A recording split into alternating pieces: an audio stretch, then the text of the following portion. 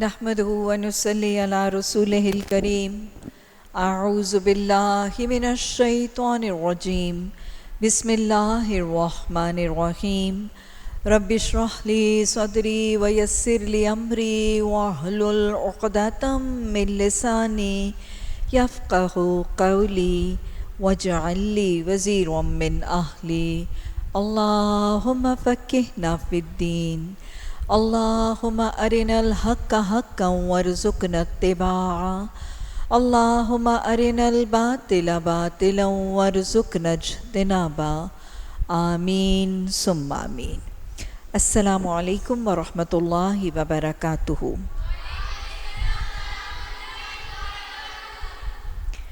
تفسیر سورہ البقرہ، رکوع نمبر 21، آیت نمبر 168۔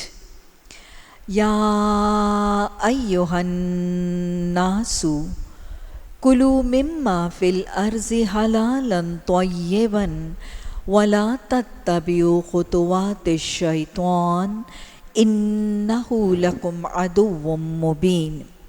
یا ایہا الناس، قرآن کی دعوت عالمگیر ہے۔ قرآن کی دعوت صرف کلمہ گو مسلمانوں، قرآن پڑھنے پڑھانے والوں، اسلام کا دعویٰ کرنے والوں، اسلامی ریاست میں رہنے والوں کے لیے نہیں، ساری دنیا کے لوگوں تک پہنچانے۔ مسلم ہے، ہم وطن ہے، سارا جہاں ہمارا۔ تو یہ وہ دعوت ہے، اللہ مخاطب کر رہا ہے سب کو۔ یا ایھا الناس کلو، کھاؤ، کس میں سے؟ مما فی الارض، جو زمین میں ہے اس میں سے کھاؤ۔ اللہ سبحانہ تعالیٰ رحمان رحیم رازق رب، اس نے بندوں کی ربوبیت کے لیے پورے روئے زمین کو دسترخوان بنایا۔ چرند پرند، نباتات، پھل، ثمرات، سبزیاں، میوے، کتنے متفرق انواع و اقسام کی رزق اور خوراک کے ذریعے، تو وہ کہہ رہا ہے کھاؤ۔ اور کیا کھاؤ؟ حلالا طیبا، حلال چیزیں کھاؤ، وہ چیزیں جن کو شریعت نے تمہارے لیے حرام کیا ہے، قرآن اور حدیث نے تمہارے لیے منع کر دیا جن کو کھانا، وہ چاہے چوپائے ہیں، کچھ مویشی جانور ہیں، کچھ پرندے ہیں، جن کو حلال کیے تو انہی میں سے کھاؤ، چاہے وہ آبی حیات ہیں، چاہے وہ زمین کی حیات ہیں، چاہے پرندوں میں سے ہیں، جو تمہارے لیے ایک کیٹیگری حلال کی گئی ہے اس میں سے کھاؤ۔ اور پھر عین ممکن ہے کہ وہ جانور اور پرندہ تو حلال ہو لیکن اس کے کھانے کا ذریعہ غیر ذبیحہ ہو، حلال نہ ہو، تو حلال طریقے سے کھاؤ۔ اور پھر عین ممکن ہے کہ جانور اور پرندہ اور خوراک تو حلال ہو اور اس کے حاصل کرنے کا طریقہ بھی حلال ہو لیکن وہ کمائی حرام ہو۔ تو کلوا مما فی الارض حلالا کے تو زمرے میں تینوں چیزیں آتی۔ طیبا، پاکیزہ۔ طیبا کا حکم جو ہے اس سے مراد کیا ہے؟ نمبر 1، ایک تو یہ کہ تم جب کھاؤ تو پاک، صاف ستھرا کھانا کھاؤ، گندا، گلا، سڑا، بدبودار، متعفن، کنٹامنیٹڈ، پیوٹریفائڈ، انفیکٹڈ کھانا مت کھاؤ۔ یہ حفظان صحت کے اصولوں کے حوالے سے بھی ہے۔ گندا گلا سڑا کھانا کھاؤ گے جس کے اوپر مکھیاں، جس کے اوپر گرد و غبار پڑائے تو بیمار پڑ جاؤ گے، تمہارا بہت سا مال، تمہاری بہت سی صحت برباد ہوگی، تمہارے اوقات اور صلاحیتیں خراب ہوں گی۔ تو شریعت نہیں چاہتی کہ قرآن پکڑنے والے، قرآن کو تھامنے والے، اللہ کی بندگی کا اعلان کرنے والے کے مال، اوقات، صلاحیتیں، طاقتیں برباد ہو رہے۔ صحت ایک نعمت ہے، اس نعمت کا شکر کرو اور اس کا خیال رکھو۔ صحت ایک امانت بھی ہے، تو اس امانت میں خیانت سے بچنے کے لیے اس کی حفاظت بھی کرو۔ تو گویا طیب کا ایک مطلب تو یہ ہے، گندا گلا سڑا کھانا، وہ چھابڑیوں کا، ریڑیوں کا، گندی جگہوں کا، یہ مت کھاؤ، طیب کھانا کھاؤ۔ اور طیب سے دوسرا مراد ہے کہ وہ جو پاک صاف ہے، حلال آمدنی سے کمایا ہوا ہے، وہ بھی طیب ہے۔ جس کی آمدنی حرام ہے، کمائی کا ذریعہ حرام ہے، تو وہ کھانا پاک صاف ہونے کے باوجود بھی طیب اور طاہر نہیں ہے۔ تو یہ جو حلالن طیبن کے الفاظ آ رہے ہیں، اس میں جہاں حلال اور حرام کی پہچان ہے، پاک اور صاف ستھرے کھانے کا حکم ہے، ساتھ ساتھ رزق کے حلال کا حکم بھی موجود ہے۔ رزق حلال کتنا اہم ہے، اور رزق حرام کو پہچاننا، اس کی کراہت محسوس کرنا اور اس سے ریفرین اور اس سے اجتناب کرنا کتنا اہم ہے۔ ہمارے معاشرے میں تو اگر آج میں کہوں کہ آٹے میں نمک کے برابر وہ لوگ ہیں جو رزق حلال کماتے ہوئے نظر آتے ہیں، اور یہ علامات قیامت میں سے ہے۔ اور میں تو حقیقت میں یہ سمجھتی ہوں کہ آج جب حرام کمائی، چاہے وہ رشوت ہے، بے ایمانی ہے، دھوکہ ہے، فراڈ ہے، غصب ہے، غبن ہے، دھاندلی ہے، کچھ بھی ہے، حرام کمائی جو آج ہمارے معاشرے میں اتنی عام ہے، وہ شاید اس لیے ہے کہ حدیث کے یہ الفاظ ہمارے معاشرے میں بتائے، سنائے، پڑھائے اور سکھائے نہیں جا رہے۔ تو یہ چند احادیث ہیں، ان کو یاد کریں اور معاشرے میں ان کو عام کریں، تاکہ شاید کچھ لوگ خوف خدا اور تقوی کر کے رزق حرام کو چھوڑ دیں۔ آپ صلی اللہ علیہ وسلم نے فرمایا، اللہ پاک ہے اور پاک ہی چیز سے دیا ہوا صدقہ قبول کرتا ہے۔ گویا حرام مال سے دیا ہوا صدقہ قبول نہیں ہوتا۔ اسی طرح حضرت سعد بن ابی وقاص رضی اللہ تعالیٰ عنہ نے نبی صلی اللہ علیہ وسلم سے سوال کیا کہ مجھے کوئی نسخہ بتائیں کہ میں مستجاب الدعا ہو جاؤں، کہ میری دعائیں قبول ہونے لگے، کہ میں دعا کروں اور میری دعائیں قبول ہونے لگے، تو مجھے کوئی نسخہ بتا دے۔ آپ صلی اللہ علیہ وسلم نے فرمایا، اپنا رزق حلال کر لو۔ گویا حلال رزق دعاؤں کی قبولیت کا ذریعہ بنتا ہے، اور رزق حرام دعاؤں کی قبولیت میں رکاوٹ بن جاتا ہے۔ مسلم میں ایک حدیث ہے، آپ صلی اللہ علیہ وسلم نے ایک مسافر کی نشاندہی فرمائی۔ آپ نے فرمایا ہے کہ ایک شخص صحرا کا مسافر، جس کے بال بکھرے ہوئے، جس کا لباس پراگندہ اور برے حال، یعنی مسافر بھی ہے، مسکین بھی ہے، مظلوم بھی ہے، بدحال بھی ہے، یہ وہ سارے فیکٹرز ہیں نا جو قبولیت دعا کا ذریعہ بنتے ہیں۔ تو آپ نے فرمایا کہ ایک مسافر جس کے بال بکھرے اور طویل سفر کر کے آیا ہے، اور اس کا لباس بھی پراگندہ اور برا حال ہے، وہ آسمان کی طرف ہاتھ اٹھا کے دعا کرتا ہے اور کہتا ہے، الہی الہی۔ آپ نے فرمایا اس کی دعا کیسے قبول ہو؟ اس کا کھانا حرام ہے، اس کا پینا حرام ہے، اس کا لباس حرام ہے۔ تو یہ ہے رزق حرام جو دعاؤں کی قبولیت میں رکاوٹ بن جاتی ہے۔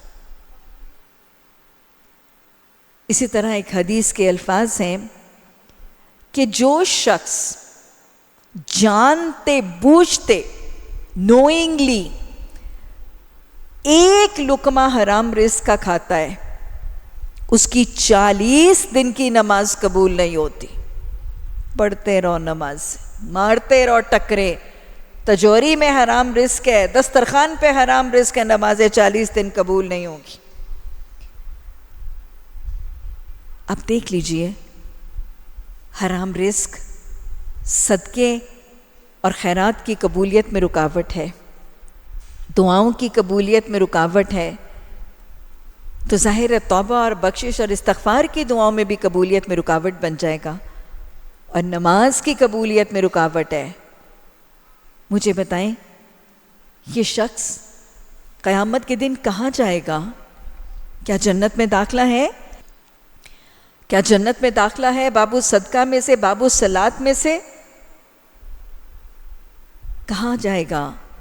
حدیث بتاتی ہے، آپ صلی اللہ علیہ وسلم نے فرمایا جو گوشت حرام رزق پر پلا ہے، جو گوشت حرام رزق پر پلا ہے اس پر جنت حرام ہے، جو گوشت حرام رزق پر پلا ہے وہ جہنم ہی کے لائق ہے۔ اللہم اجرنا من النار، اللہم اجرنا من النار، اللہم اجرنا من النار، اللہم اکفنی عن حلالک عن حرامک وَأَغْنِنِي بِفَضْلِكَ عَمَّنْ سِوَاكَ۔ اللہ سبحانہ تعالیٰ رزق حلال کی پہچان عطا فرما دے، رزق حرام کی پہچان اور کراہت عطا فرما دے۔ اللہ رزق حلال آسانی، عزت، آبرو سے عطا فرما دے، اور اللہ سبحانہ تعالیٰ ہماری تجوریوں کو، ہمارے دسترخوانوں کو لقمہ حرام سے بچا لے۔ تو اللہ نے فرمایا لوگوں، زمین میں جو حلال اور پاکیزہ چیزیں ہیں انہیں کھاؤ، اور شیطان کے بتے ہوئے راستے پر نہ چلو، وہ تمہارا کھلا دشمن ہے، تمہیں بدی اور فحش کا حکم دیتا ہے اور یہ سکھاتا ہے کہ تم اللہ کے نام پر وہ باتیں کہو جن کے بارے میں تمہیں علم نہیں کہ وہ اللہ نے فرمائی ہیں۔ ان سے جب کہا جاتا ہے کہ اللہ نے جو احکامات نازل کیے ہیں ان کی پیروی کرو، تو جواب دیتے ہیں کہ ہم تو اسی طریقے کی پیروی کریں گے جس پر ہم نے اپنے باپ دادا کو پایا۔ یہ ضد، یہ ڈٹائی اور سٹبرنس ہر دور میں رہی کہ ہم اپنے آباء و اجداد کے طریقے کی پیروی کریں گے۔ آج کے دور میں بھی یہی طریقہ ہے۔ اس دور کے اہل کتاب، اس دور کے مشرکین، وہ سب یہی تو کہتے تھے۔ مشرکین مکہ کہتے تھے کہ ہمارے آباء و اجداد دین ابراہیمی پر تھے، ہم اسی کی پیروی کریں گے، حالانکہ دین ابراہیمی کی دھجیاں اڑا چکے تھے، پورے کا پورا دین ادھیڑ کے رکھ دیا تھا، لیکن کہتے تھے ہم اسی کی پیروی کریں گے۔ اور اسی طرح اہل کتاب بھی یہی کہتے تھے۔ تو اس کا تذکرہ کیا جا رہا ہے اور اس کا جواب بھی دیا جا رہا ہے، لیکن اگر آج کے حالات کا جائزہ لیں تو آج بھی تو یہی رویہ ہے۔ ہاں جی، ہمارے گھرانے میں تو ایسے ہی ہوتا رہا ہے، ہماری برادری میں ہمارے بڑے، ہمارے بزرگ، وہ تو یہی طریقہ رہا ہے کہ اپنی ذات کے باہر، اپنی برادری کے باہر ہم اپنی بیٹیوں کے رشتے نہیں کرتے ہیں۔ بیٹیاں گھروں میں بیٹھی رہ جائیں، بالوں میں چاندی کے تار آ جائیں، لیکن بس وہ آباء و اجداد کا طریقہ ہے کہ اپنی برادری اور اپنی ذات سے باہر رشتہ نہیں کرنا۔ یہ کہاں کا شریعت کا مزاج ہے؟ یہ کس شریعت کا طریقہ ہے؟ ہمارے معاشرے میں ہماری برادری کا تو یہ طریقہ ہے، ہمارے بڑوں کا تو یہ طریقہ ہے، بیٹیوں کو کبھی ہم نے جہیز کے بغیر رخصتی نہیں کیا۔ ہمارے بڑوں کا تو یہ طریقہ ہے، ہمارے گھروں میں تو کبھی بیٹیوں کو وراثت میں حق ہی نہیں دیا، زمین کی جائیداد بیٹیوں کو کیسے دیں گے؟ ہماری نانی تو ہمیشہ کنڈے کرتی تھی، ہم بھی کنڈے کریں گے۔ ہمارے دادا تو ہمیشہ داتا دربار کے اوپر جا کے دیگیں دیتے تھے، ہم بھی دیگیں دیں گے۔ تو یہ کیا ہے؟ اسی چیز کا اللہ جواب دے رہا ہے۔ اچھا، اگر ان کے باپ دادا نے عقل سے کچھ بھی کام نہ لیا ہو اور راہ راست نہ بھی پائی ہو، تو کیا پھر بھی انہی کی پیروی کیے چلے جائیں گے؟ یہ لوگ جنہوں نے اللہ کے بتائے ہوئے طریقے پر چلنے سے انکار کر دیا ہے، ان کی حالت بالکل ایسی ہے جیسے چرواہا جانوروں کو پکارتا ہے اور ہاں پکار کی صدا کے سوا وہ کچھ نہیں سنتے۔ یہ بہرے ہیں، گونگے ہیں، اندھے ہیں، اس لیے کوئی بات انہیں سمجھ میں نہیں آتی۔ گویا ان آیات میں واضح طور پر آباء و اجداد کی اندھی تقلید، اپنے انسیسٹرز، اپنے گریٹ گرینڈ فادرز، اپنی برادری کی اندھی تقلید شریعت اور قرآن کے احکامات کی نفی میں بھی کرنا، اس کی تردید اور اس کا انجام اور سزا بتائی جا رہی ہے۔ آیت نمبر 172، یا ایھا الذین آمنوا کلوا من طیبات ما رزقناکم واشکروا للہ ان کنتم ایاہ تعبدون۔ اے لوگو جو ایمان لائے ہو، اگر تم حقیقت میں اللہ ہی کی بندگی کرنے والے ہو تو جو پاک چیزیں ہم نے تمہیں بخشی ہیں انہیں بے تکلف کھاؤ، اور کھا کے کیا کرو؟ واشکروا للہ، اللہ کی دی ہوئی نعمتیں جس نے پوری روئے زمین کو تمہارے لیے دسترخوان بنا دیا، جس نے ہر قسم کے میوے، ہر قسم کی خوراک تمہارے لیے ورائٹی کی شکل میں پیش کر دی، تم کھاؤ، پاکیزہ کھاؤ، اور کھانے کے بعد کیا کرو؟ نہ شکریہ، تنقید، کرٹیسزم، نہیں، واشکروا للہ، اللہ کی نعمتوں کا شکر کرو، کفران نعمت نہ کرو اگر تم اس کی بندگی اور عبادت کا طریقہ اپناتے ہو۔ ربی عینی علی شکرکا و ذکرکا و حسن عبادتک، اللہ ہمیں ذکر اور شکر کرنے کی توفیق عطا فرما اور ہماری عبادات میں حسن پیدا فرما۔ تو کھانے پر شکر، حسن بصری، رابعہ بصری ہمارے ہاں بہت نون ہے، تو ان کا قول ہے کہ ابن آدم، اللہ کی نعمتیں کھاتے کھاتے تمہارے دانت گھس جاتے ہیں لیکن تمہاری زبان نہیں ہلتی۔ اللہم اجعلنی صبورا وجعلنی شکورا۔ آیت نمبر 173، انما حرم علیکم المیتۃ والدم ولحم الخنزیر وما احل بہ لغیر اللہ۔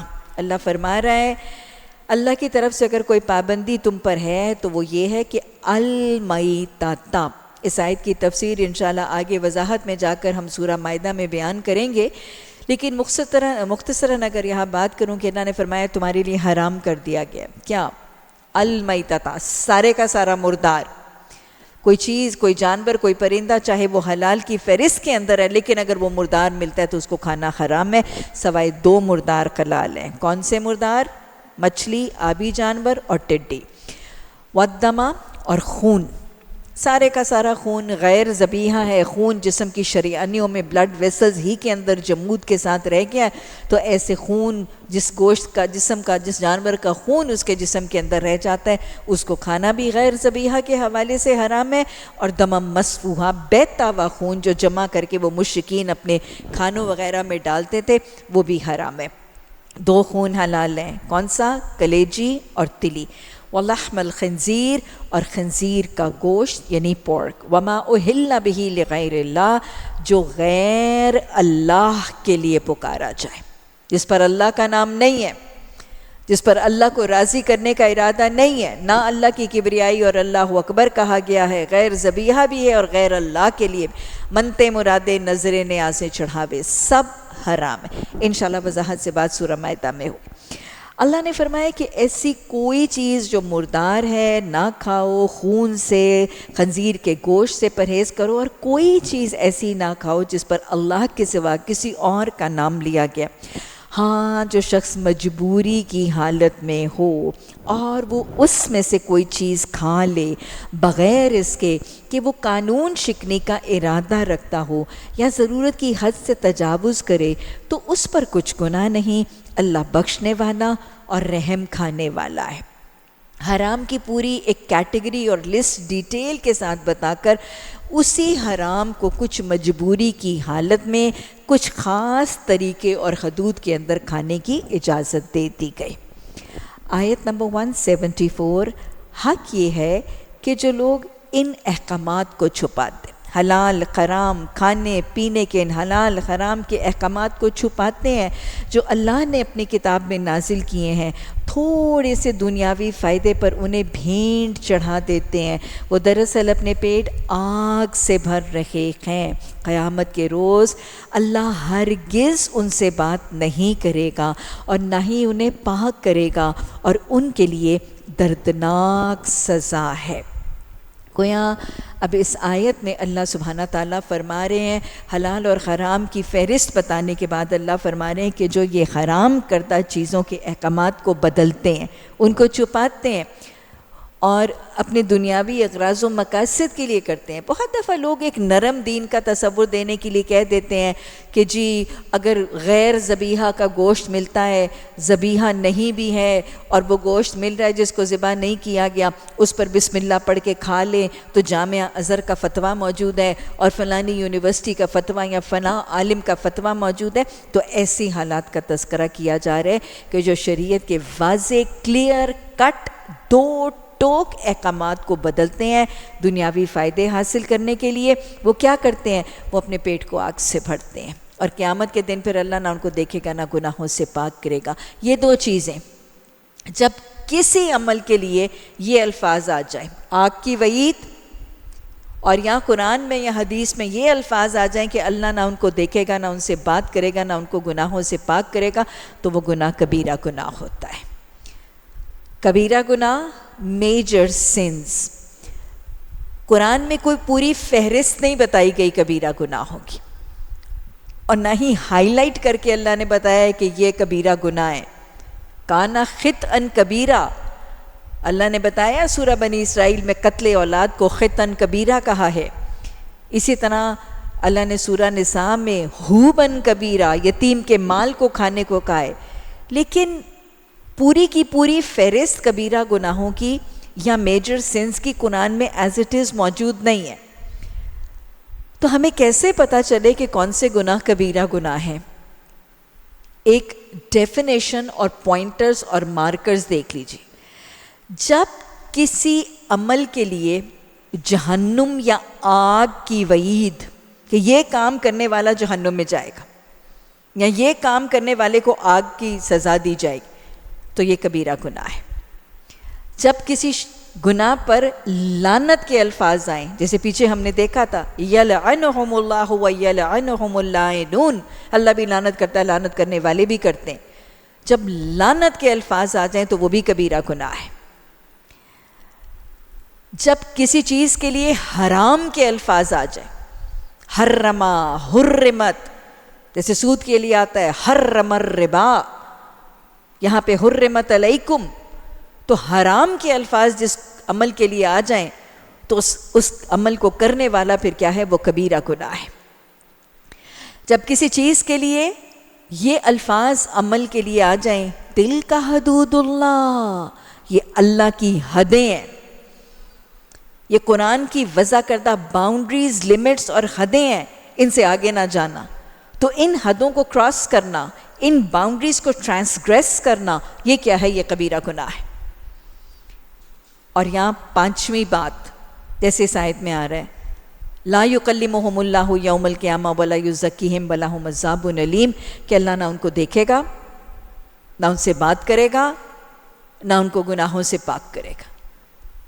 یہ چیز قرآن میں یا حدیث میں آ جائے تو پھر یہ بھی کبیرہ گناہ ہے۔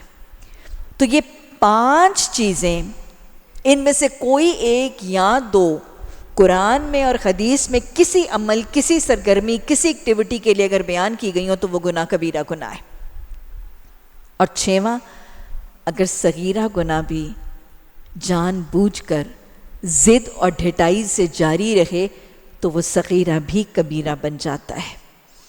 تو اللہ نے فرمایا کہ قیامت کے روز اللہ نہ ان سے بات کرے گا، نہ انہیں پاک کرے گا، اور ان کے لیے دردناک سزا ہے۔ یہ وہ لوگ ہیں جنہوں نے ہدایت کے بدلے گمراہی خریدی ہے، مغفرت کے بدلے عذاب مول لیا ہے۔ کیسا عجیب ہے ان کا حوصلہ کہ جہنم کا عذاب برداشت کرنے کے لیے تیار ہے۔ یہ سب کچھ اس وجہ سے ہوا کہ اللہ نے تو ٹھیک ٹھیک حق کے مطابق کتاب نازل کی تھی، مگر جن لوگوں نے کتاب میں اختلافات نکالے وہ اپنے جھگڑوں میں حق سے بہت دور نکل گئے۔ اللہم ارنا الحق حقا وارزقنا اتباعہ، اللہم ارنا الباطل باطلا وارزقنا اجتنابہ۔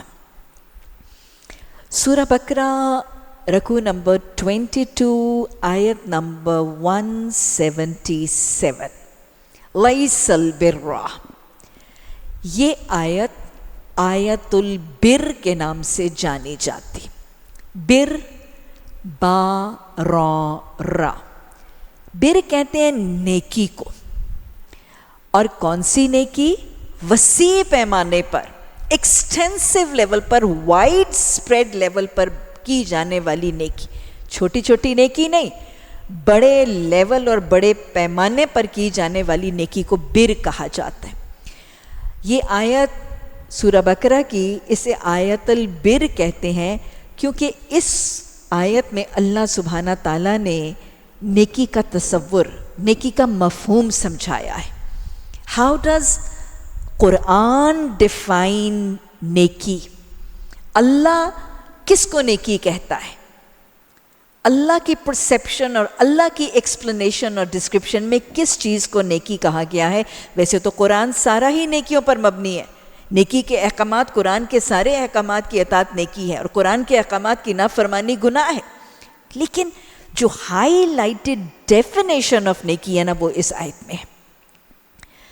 اور ویسے میں آپ کو بتاؤں کہ ہر معاشرے میں، ہر طبقے میں، ہر انسان کے دل میں اس کا ایک اپنا نیکی اور گناہ کا تصور ہوتا ہے.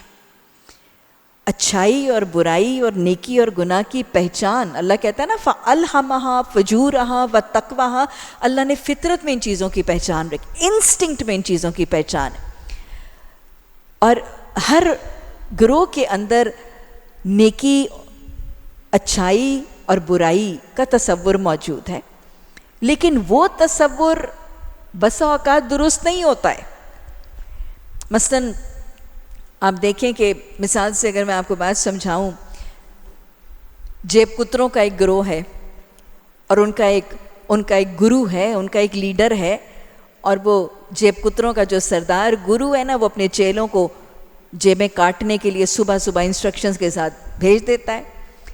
اور وہ سارے کے سارے جو اس گرو کے شاگرد جیب کترے ہیں، وہ ایک کلان اور ایک گروپ ہے، اور ان کا ایک طریقہ ہے کہ وہ پابند ہوتے ہیں کہ شام کو وہ اپنی جیبیں کاٹنے سے، لوگوں کی جیبیں کاٹنے سے جتنا مال کماتے ہیں نا، وہ سارے کے سارے اپنی کمائی جو ہے وہ لا کے گرو کو دیتے ہیں، اپنے استاد کو دیتے ہیں، اور پھر وہ استاد جو ہے وہ برابر سب میں تقسیم کرتا ہے.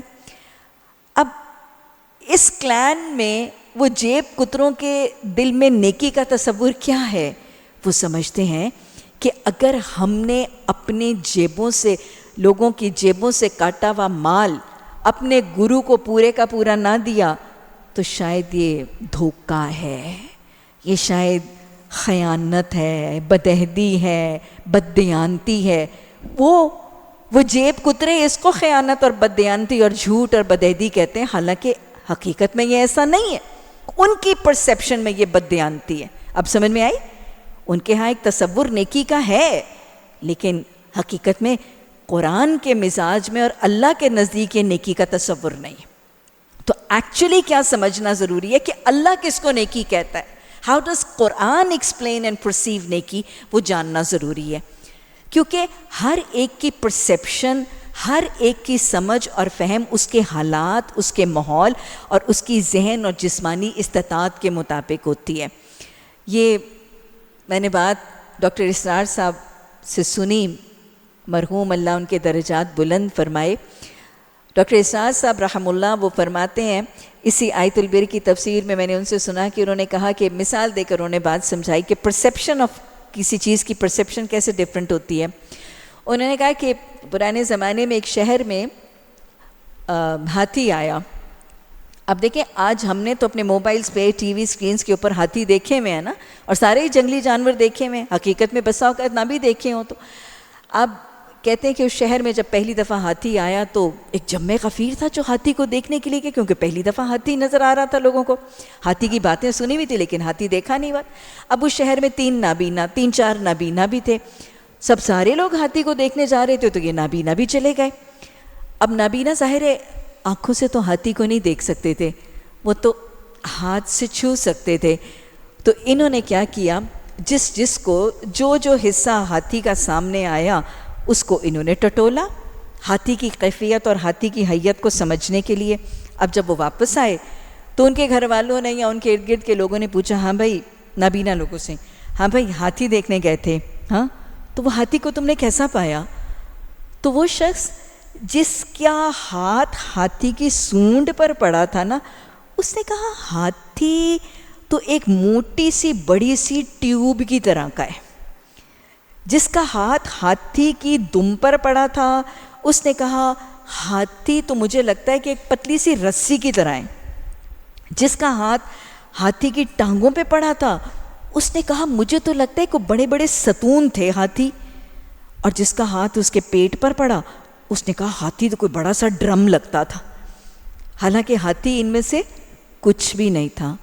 یہ ان کی اپنی سوچ تھی، ان کے حالات کے مطابق انہوں نے ہاتھی کو ایسا پرسیو کیا. سمجھ میں آ رہا ہے؟ اس لیے نیکی کا تصور، کسی کے یہاں کچھ ہوگا کسی کے یہاں کچھ ہوگا، وہ امپورٹنٹ نہیں ہے. نیکی اصل میں کیا ہے؟ جسے اللہ نیکی کہتا ہے، جسے قرآن نیکی سمجھاتا ہے. تو اس آیت میں تو قرآنک کانسیپٹ آف نیکی جو ہے وہ سمجھائی جا رہی ہے.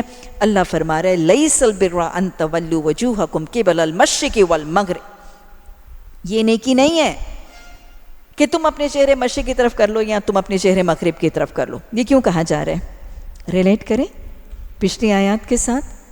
ابھی کچھ ہی رکوعات پہلے دوسرے جز کے آغاز میں بار بار تحویل قبلہ کے حکم میں کیا کیا آیا تھا؟ فولی وجہکا، فولو وجوہکم. واحد کا حکم کہ تم اپنا چہرہ حرم کی طرف پھیر لو، جمع کا حکم کہ تم اپنے چہرے حرم کی طرف پھیر لو.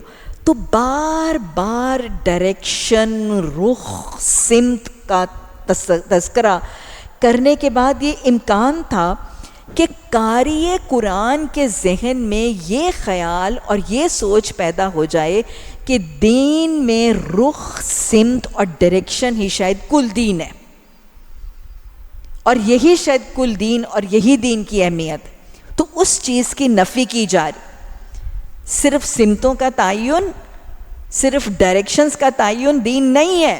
دین چند ظاہری ریچولز کا نام نہیں ہے، اور نہ ہی یہ قرآن کا مطالبہ ہے نیکوکاروں سے. ابھی دوسری بات یہ سمجھائی جا رہی ہے کہ جو بار بار رخ اور بار بار سمت کا تذکرہ ہے، تو عین ممکن ہے کہ مسلمان ایک ہی رخ میں، ایک ہی سمت میں نیکیاں کرنے لگیں، لکیر کے فقیر بن کے ایک ہی ڈائریکشن کی نیکی، ایک ہی قسم کی نیکی جو ہے وہ اپنی ساری زندگی میں اڈاپٹ کرنے اور لکیر کے فقیر بن جائیں. ویسے بھی مسلم کی صفت آتی ہے نا، مسلمن حنیفن، یکسو مسلم ہے، ایک ڈائریکشن میں، اللہ کی ڈائریکشن میں فوکسڈ ہے. ہاں تو مسلم اللہ کی اطاعت کی طرف تو فوکسڈ ہوتا ہے، لیکن لکیر کا فقیر بن کے ایک ہی قسم کی نیکی کر کے زندگی نہیں گزارتا. ہم اپنے معاشرے میں ارد گرد دیکھتے ہیں کہ کچھ لوگ کیا کرتے ہیں، بس صرف خدمت خلق پکڑ لی تو اخلاق بھی چھوڑ دیے، معاملات بھی چھوڑ دیے، عبادت بھی چھوڑ دی، بس پانی کے کنویں لگ رہے ہیں اور ساری زندگی لگ رہے ہیں. کچھ نے خدمت خلق بھی چھوڑ دی، معاملات بھی چھوڑ دی، اخلاق بھی چھوڑ دی، اور بس تسبیحات اور وظیفے پکڑ لیے. اتنی بڑی ٹوکری ہے، اس میں 1000 دنوں کی تسبیح ہے، نہ اخلاق ہے، نہ معاملات ہے، نہ حسن سلوک ہے، نہ حسن معاملات ہے، باقی چیزوں کی فکر ہی کوئی نہیں. تو یہ جو ایک ہی ڈائمنشن کی نیکی ہے، یہ مسلم اور مومن کی زندگی کا طریقہ نہیں ہے. مسلمان نیکی کرتا ہے تو ہر سمت میں کرتا ہے، ہر ڈائریکشن میں کرتا ہے. ایک مسلمان کو، امت محمدی صلی اللہ علیہ وسلم کے فرد کو جب نیکی کرنی ہے تو دائیں بائیں، اوپر نیچے، آسان مشکل، دن کو رات کو، چھوٹی بڑی، جہاں سے جدھر سے، اپنے سے پرائے سے، دوست سے دشمن سے، جدھر سے نیکی کا موقع ملتا ہے وہ دوڑ لگاتا ہے، فاستبقوا الخیرات کرتا ہے. ہمیں اپنی زندگی میں چند نیکیوں کو پکڑ کے صرف اس کو نیکی بنا کے زندگی نہیں گزارنی ہے. حقوق العباد ہے تو حقوق اللہ بھی ہیں، حسن اخلاق ہے تو حسن معاملات بھی ہیں، حسن معاملات ہے تو حسن عبادت بھی ہے. تو یہ ساری چیزوں کو لے کر ملٹی فوکل، ملٹی ڈائمینشنل نیکیاں کرنا، یہ ایک مسلمان کی نیکی کا طریقہ ہے. مسلمان ہر رخ میں، ہر سمت میں، ہر شعبے میں، ہر زاویے میں، ہر اینگل میں، ہر ایک کے ساتھ ہر قسم کی نیکیاں ہر حال میں کرتا ہوا نظر آتا ہے. یہ ہے نیکی کا ہمہ گیر تصور ایک مسلمان کی زندگی. اللہ ہمیں ایسی نیکی کی توفیق عطا فرمائے، اور اللہ ہمیں فاستبقوا الخیرات کرنے والا مسلم و مومن بنائے. تو اللہ نے فرمایا کہ یہ نیکی نہیں ہے کہ تم اپنے چہرے مشرق کی طرف یا مغرب کی طرف کر لو، بلکہ نیکی تو کیا ہے؟ پہلی نیکی من آمنا، ایمان مفصل پہلی نیکی، کیونکہ ایمان کے بغیر تو کوئی نیکی قبول ہی نہیں ہوگی. تو نیکیوں کی لسٹ میں آیت البر میں پہلی نیکی ایمان ہے، اور ایمان مفصل ہے. من آمنا، اور ایمان کس پر؟ باللہ. آمنا باللہ، اللہ پر ایمان لاتا ہے. اللہ پر ایمان کا مطلب کیا ہے؟ اللہ کو اس کی ذات، اس کی صفات، اس کے اختیارات، اس کے قدرت، اس کے کمالات کے ساتھ پہچانتا ہے، ہاں یہ ایمان۔ لیکن اللہ کو پہچاننے اور ماننے کے بعد اللہ کی پہچانتا اور مانتا ہے، یہ ایمان ہے۔ یہ پہلا ایمان ہے ایمان مفصل میں۔ دوسرا والیوم الآخر، آخرت کے دن پر ایمان لاتا۔ آخرت کے دن پر ایمان لانے کا مطلب کیا ہے؟ آخرت کو مانتا ہے کہ قیامت کا دن ہوگا، آخرت کو مانتا ہے کہ قیامت کا دن ہوگا، صرف یہ مانتا اور جانتا نہیں ہے، اس کی تیاری کی کوشش کرتا ہے، اس کی تیاری کی محنت کرتا ہے۔ والملائکۃ، فرشتوں پر ایمان لاتا ہے۔ فرشتوں پر ایمان کا مطلب کہ وہ یہ ایمان لاتا ہے کہ اللہ نے پہلی مخلوق بنائی تھی، یہ نوری مخلوق ہے، اللہ کی اطاعت کرتی ہے، ان کے پر ہوتے ہیں، یہ ہے ایمان بالملائکہ۔ ایمان بالملائکہ کا تقاضا یہ ہے کہ اس کو پھر کرامن کاتبین بھی یاد رہتے ہیں، اس کو منکر اور نکیر بھی یاد رہتے ہیں، ان کے سوال بھی یاد رہتے ہیں، اس کو قبر کے وہ اندھے بہرے گرزوں والے فرشتے بھی یاد رہتے ہیں، اس کو قیامت کے دن وہ سائق اور شہید، اس کو موت کے فرشتے ملک الموت بھی یاد رہتے ہیں، اور اس کو جنت اور جہنم کے داروغہ فرشتے بھی یاد رہتے ہیں۔ والملائکہ، یہ ہے ایمان بالملائکہ اور اس کا تقاضا۔ والکتاب والنبیین، اور کتابوں پر ایمان لاتے ہیں اور نبیوں پر ایمان لاتے ہیں۔ کتابوں اور نبیوں پر ایمان کا تقاضا یہ کہ ان کو مانتے ہیں کہ یہ اللہ کی کتابیں ہیں، یہ اللہ کے بھیجے ہوئے بندے ہیں، یہ وحی کے ذریعے سے پہنچے ہیں، یہ وحی کے لیے چنے گئے ہیں، سب پر ایمان لاتے ہیں۔ اور ان کو ماننے کے بعد ان کی مانتے ہیں۔ اچھا، یہ تو پہلی نیکی ہے ایمان مفصل۔ ایمان مفصل کے بعد اگلی نیکی کیا ہے؟ وَآتَ الْمَالَ عَلَىٰ حُبِّهِ، مال دینا اس کی محبت میں، عَلَىٰ حُبِّهِ، حاضر ہی، یہ ضمیر دو چیزوں کی طرف رجوع کرتی ہے۔ ایک تو ہی کی ضمیر اللہ کی طرف رجوع کرتی ہے کہ وہ مال دیتے ہیں اللہ کی محبت میں، دنیا کی محبت میں نہیں، دنیا والوں کی محبت میں نہیں، یہاں کی ناموری، یہاں کی شہرت، یہاں کے چرچوں کی محبت اور شوق میں نہیں کہ شہرت ہو جائے گی، میں بڑی سخی ہوں، میں بڑی صاحب ثروت ہوں، میں بڑی مالدار ہوں، نہیں، یا دنیا بنانے کے لیے نہیں، اللہ کی رضا کے لیے، اللہ کی محبت کے لیے، اللہ کی جنت کے حرص کے لیے، جہنم کی آگ سے بچو، چاہے کھجور کا ٹکڑا دے کر جہنم سے نجات کے لیے۔ علی حبہ کا پہلا مطلب یہ ہے جب ہی کی ضمیر اللہ سبحانہ تعالیٰ کی طرف راجے، اور حبہ میں ضمیر اگر مال کی طرف جاتی ہے، مال کی محبت میں، یعنی ان کے دلوں میں مال کی محبت ہوتی ہے، مال کی محبت، چاہت، ضرورت، حاجت، ڈیزائر، نیڈ، ڈیپینڈنس کے باوجود وہ مال خرچ کرتے ہیں۔ اور کس پر خرچ کرتے ہیں؟ ذوی القربا، قرابت دار، رشتہ دار، خون کے رشتے، رحم کے رشتے، ان پر خرچ کرتے ہیں، یتیموں پر، مسکینوں پر، مسافروں پر، سوالیوں پر اور گردنوں کے آزاد کرنے پر خرچ کرتے ہیں۔ یہ صدقات ہے، یہ صدقات کی مد ہے۔ سورہ بقرہ کی آیت البر میں صدقات جو زکوٰۃ کے بیونڈ مال خرچ کیا جاتا ہے۔ آپ کو پتہ ہے اللہ کی راہ میں خرچ کیے جانے والے مال دو کیٹیگریز کے ہیں، فرض جسے زکوٰۃ کہتے ہیں۔ زکوٰۃ کی مد سورہ توبہ کی آیت نمبر 60 میں بتائی گئی کہ جب تم فرض صدقہ زکوٰۃ دو گے تو تم کس کس کو دو گے، وہ سورہ توبہ کی آیت نمبر 60 میں انشاءاللہ وضاحت سے دیکھیں گے۔ لیکن جب فرض صدقہ اور زکوٰۃ دینے کے بعد beyond, above, on top, supererogatory money جو تم سپینڈ کرتے ہو، وہ کس کو دی جائے گی؟ وہ صدقات ہے، وہ اس مد میں خرچ ہوگا۔ یہاں پر نیکی ایمان کے بعد اگلی صدقات کو کہا جا رہا ہے، اور صدقہ کس کو دینا پہلی ترجیح ہے؟ رشتہ داروں اور قرابت داروں کو۔ ہمارا دین بہت پریکٹیکل ہے، آج بہت سے لوگ یہ کہتے نظر آتے ہیں کہ رحم کے رشتوں کو، خون کے رشتوں کو مرد زکوٰۃ نہیں دے سکتا، بھائی بھائی کو زکوٰۃ نہیں دے سکتا، بھتیجا چچے کو زکوٰۃ نہیں دے سکتا۔ ایسا کوئی تصور نہیں ہے، یہ بالکل شریعت کا رنگ اور مزاج نہیں ہے۔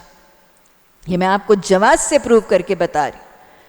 قرآن میں ایک جگہ نہیں، قرآن میں بارہا رشتہ داروں اور رحم کے رشتوں کو دینے کا حکم دیا گیا ہے۔ آیت البر میں جب نیکیوں میں نیکی بتائی جا رہی ہے تو پھر ایمان کے بعد پہلی نیکی وَآتَ الْمَالَ عَلَىٰ حُبِّهِ ذَوِي الْقُرْبَىٰ، قرابت داروں کو، رشتہ داروں کو، رحم کے رشتوں کو دو، یہ نیکیوں میں سے سب سے بڑی نیکی ہے۔ سورہ نحل کی آیت نمبر 90 میں اللہ سبحانہ تعالیٰ 3 واضح احکامات بتاتا ہے۔ ان اللہ یأمر بالعدل والاحسان وایتاء ذی القربیٰ، اللہ تمہیں عدل کا، احسان کا اور رشتہ داروں کو دینے کا حکم دیتا ہے۔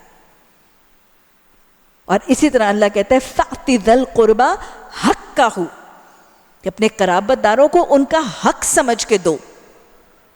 تو کہا یہ بات پلے سے باندھ لیجئے، زکوٰۃ اور صدقات رشتہ داروں کو، قرابت داروں کو دیے جا سکتے ہیں۔ حکم خدا بندی ہے، قرآن میں حکم ہے، پرمیشن نہیں ہے، حکم دیا جا رہا ہے۔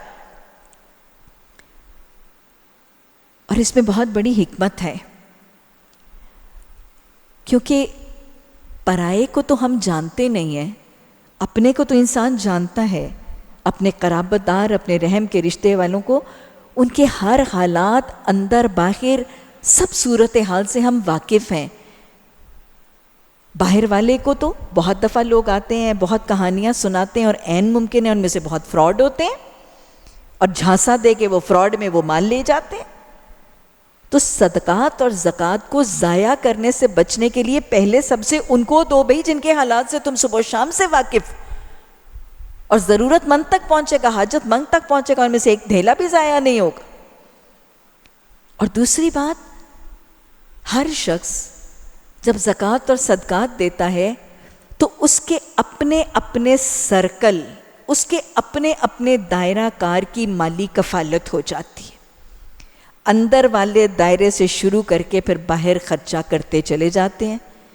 معاشرے میں ہر فرد اپنے اپنے دائرے کی کفالت کر لے گا تو سارے معاشرے کی مالی کفالت ہو جائے گی۔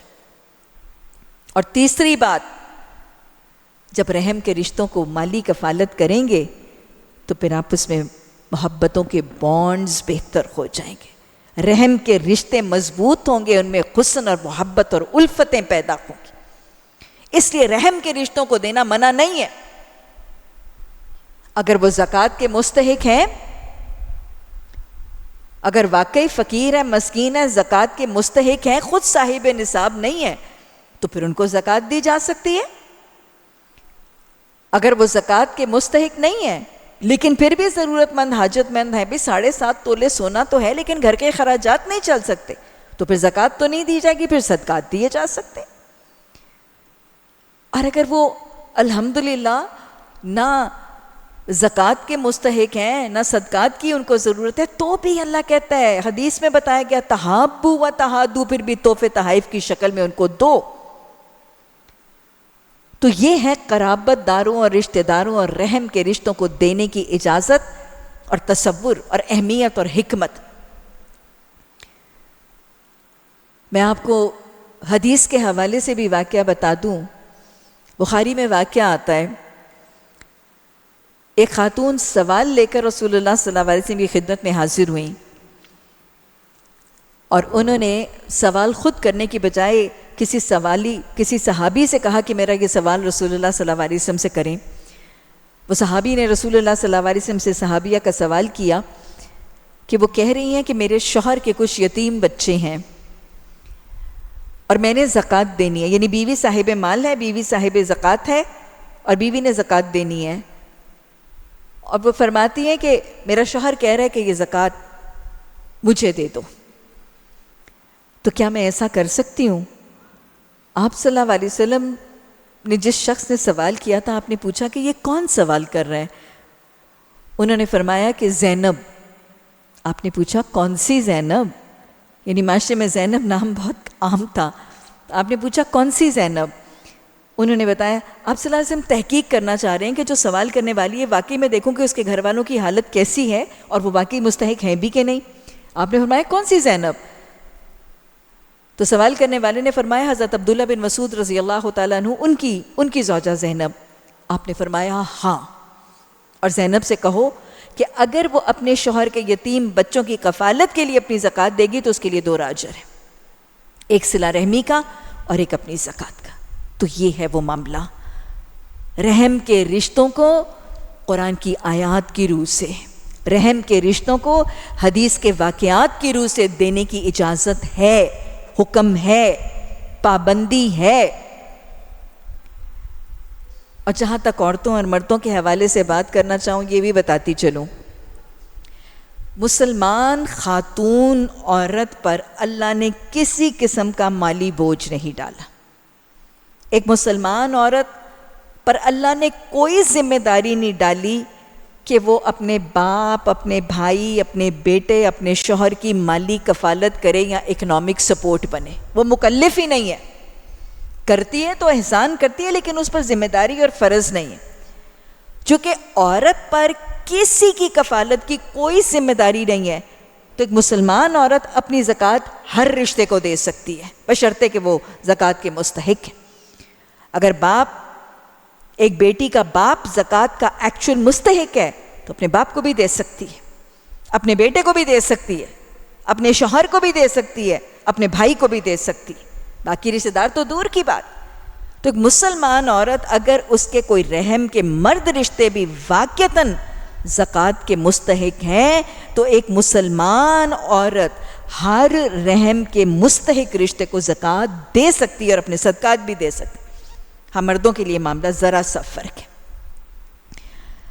مردوں کے لیے قرآن اور دین کے احکامات کے مطابق جن کی مالی کفالت شوہر کی، مرد کی ذمہ داری ہے ان کو وہ زکوٰۃ نہیں دے سکتا۔ جن کی مالی کفالت کرنا اس کے لیے فریضہ دین ہے نا، وہ کون ہے؟ اس کی بیوی، اس کے بچے، اس کے بوڑھے ماں باپ اور اس کی بیوہ یا متعلقہ بہن۔ یہ ایک مرد کے لیے ان کی مالی کفالت کرنا حکم خداوندی اور فریضہ دین ہے، ان کو وہ زکوٰۃ نہیں دے سکتا۔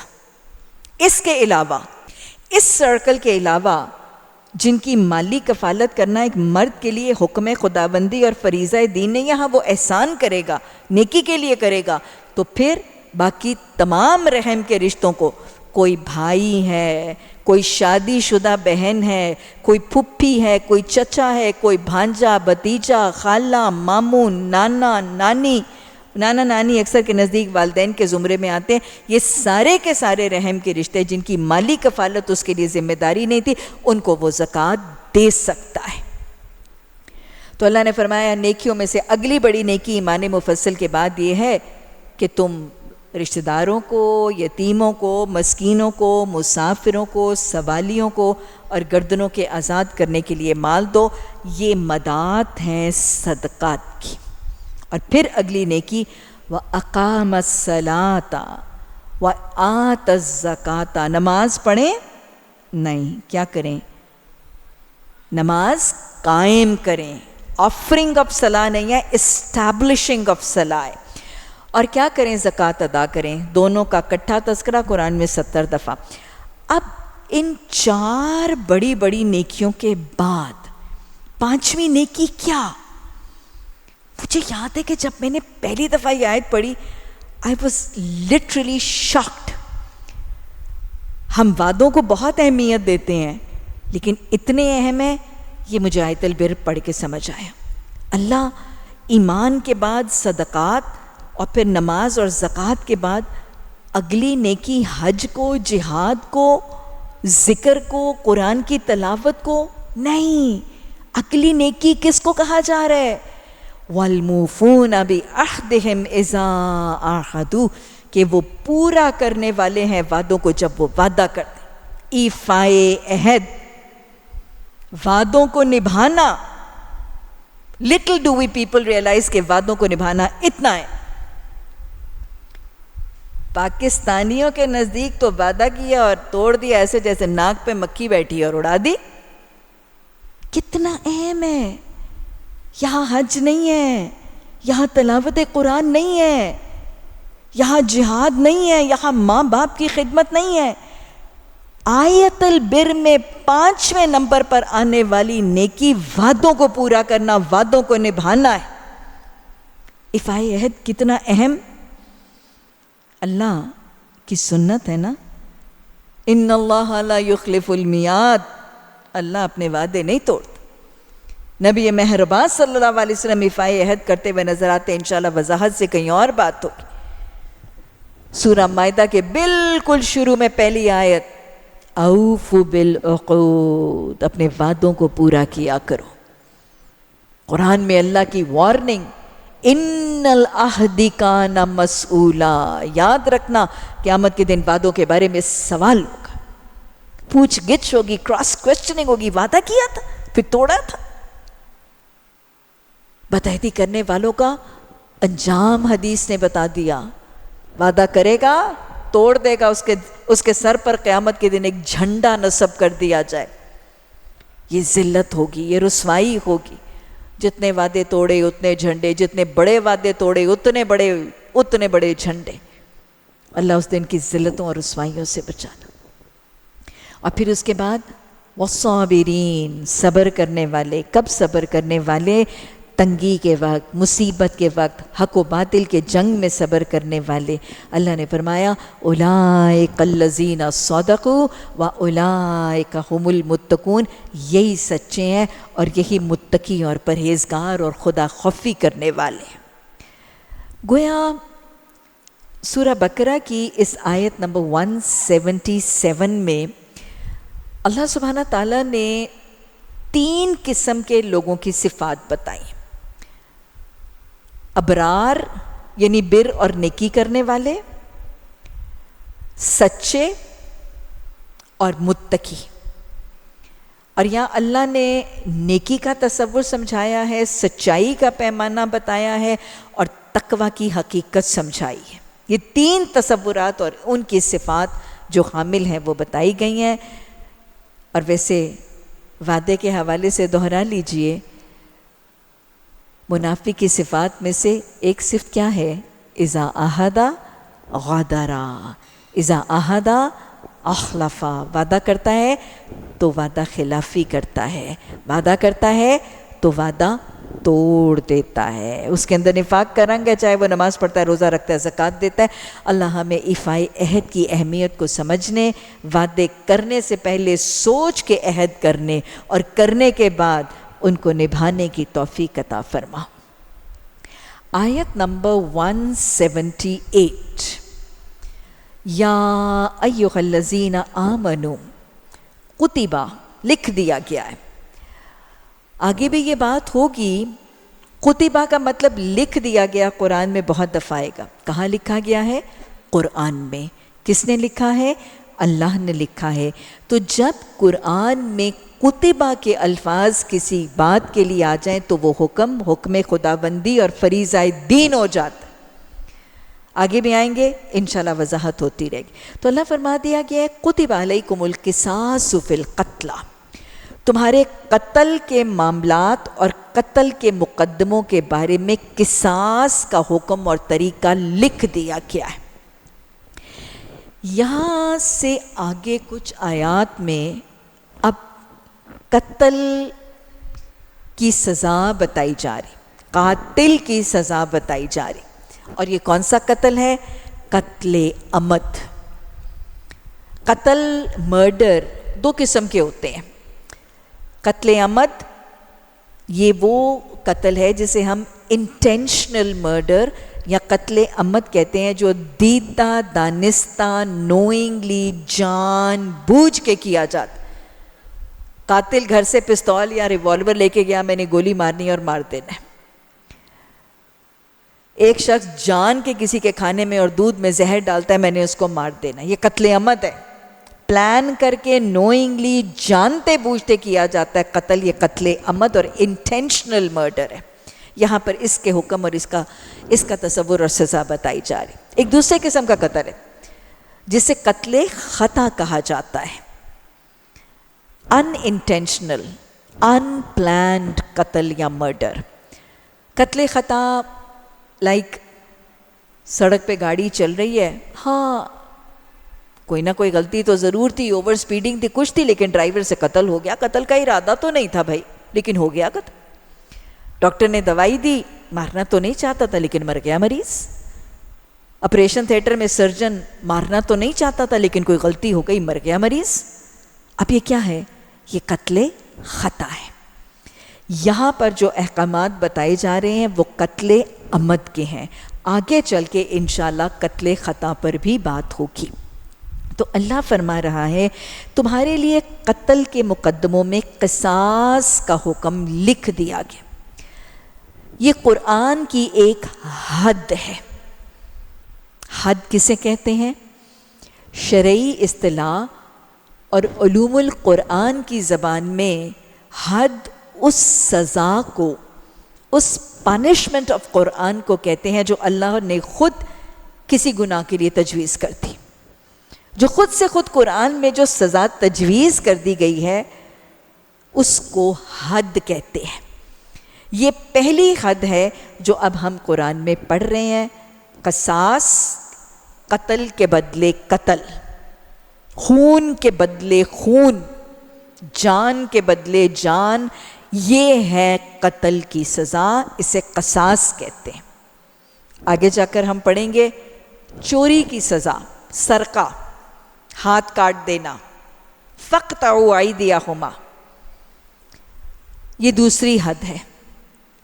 پھر سورہ نور میں ابتدا میں غیر شادی شدہ مرد اور عورت کے لیے ان کو کوڑے مارو، فجلدو میاں جلدہ، 100 کوڑے. اور پھر شادی شدہ کے لیے حد رجم، سنسار کرنا، سٹوننگ ٹو ڈیتھ.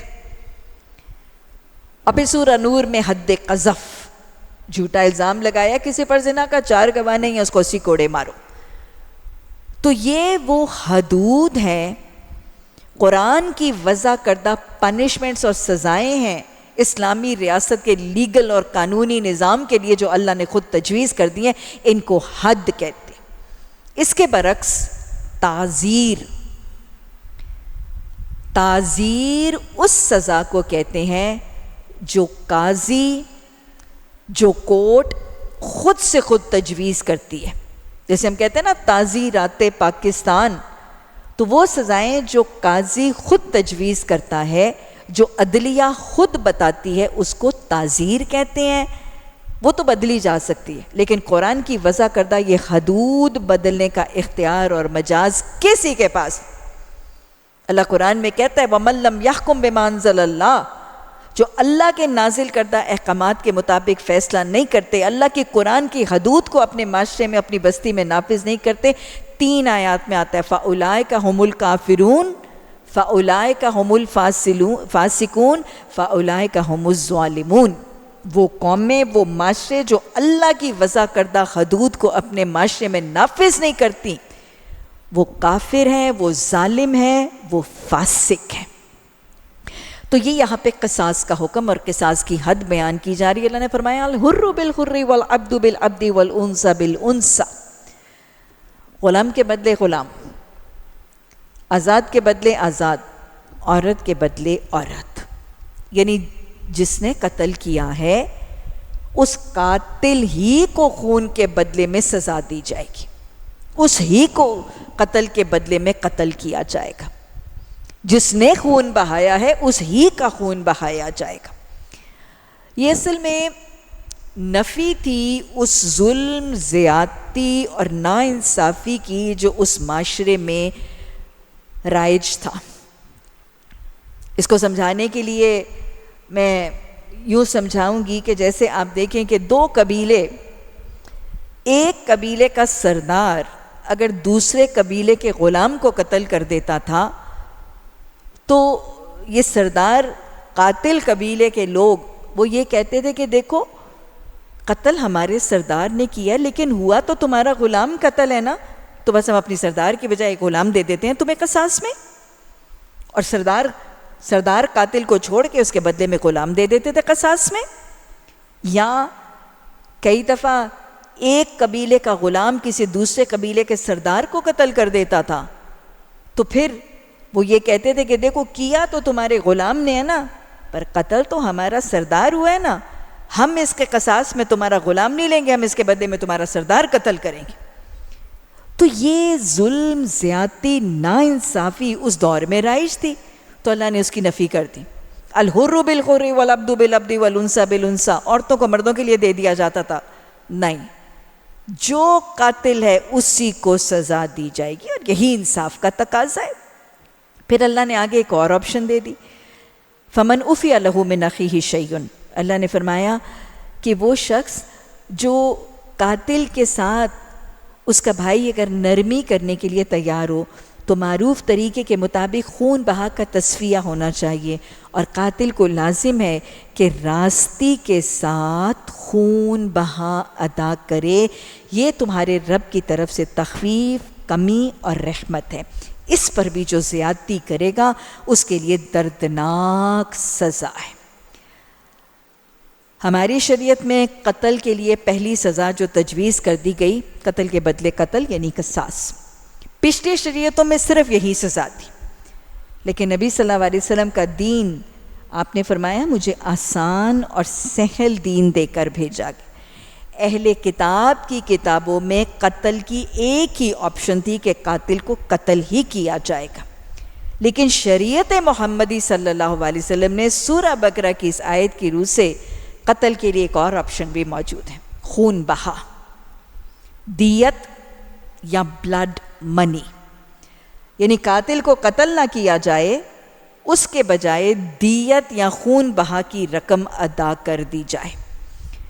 یہ ایک بہت حکمت پر مبنی حکم ہے، اور یہ ایک نرمی، سہولت اور لچک ہے۔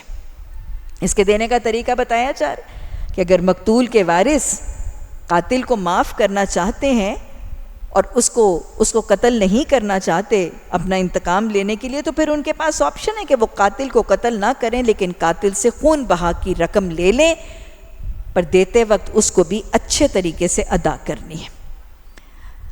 خون بہا کتنا ہے؟ قتل عمد میں خون بہا کو متعین نہیں کیا گیا، نہ قرآن میں نہ حدیث کے ذریعے۔ Nowhere ever in Quran اور حدیث is it specified کہ قتل عمد کے لیے خون بہا کتنا ہوگا، اس کو خالصتاً قاضی کے فیصلے پر چھوڑ دیا گیا۔ قاتل کتنا مالدار ہے، مقتول کے ورثاء کو کتنی ضرورت اور حاجت ہے، اس کی جیب کتنی ہے، ان کی حاجت کتنی ہے، حالات کے حوالے سے قاضی جو ہے وہ اس بات کا فیصلہ کرتا ہے۔ شریعت نے قتل خطا کے خون بہا کو مقرر نہیں کیا ہے، البتہ قتل خطا جس کے لیے قصاص ہے ہی نہیں ہے، صرف خون بہا ہے، اس کی مقدار کو شریعت نے مقرر کیا ہے، انشاءاللہ آگے جا کر بات ہوگی۔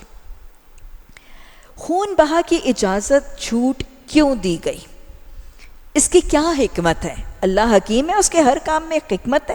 ہمیں بس اوقات اپنی ناقص عقل سے سمجھ آتا ہے، بس اوقات نہیں سمجھ میں آتا۔ اب کیا حکمت ہے؟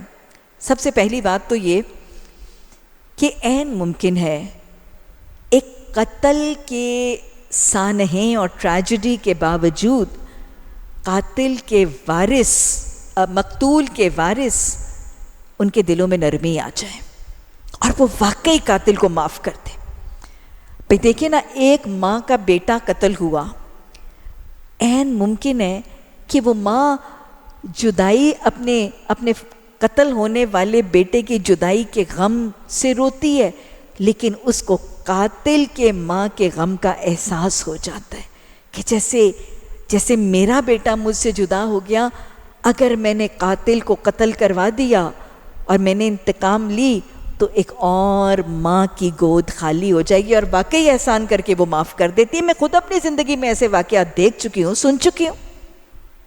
واقعی مقتول کے وارثوں میں دل رحم ہو جائے، نرمی آ جائے اور وہ معاف کرنا چاہیں تو شریعت نے آپشن دے دی، معاف کر دو اس کو۔ دوسری بات، بہت دفعہ ایسا بھی ہوگا کہ قاتل اور مقتول ایک ہی گھرانے سے ہوں گے۔ کیا خیال ہے، قرآن میں کہانیاں نہیں پڑھی؟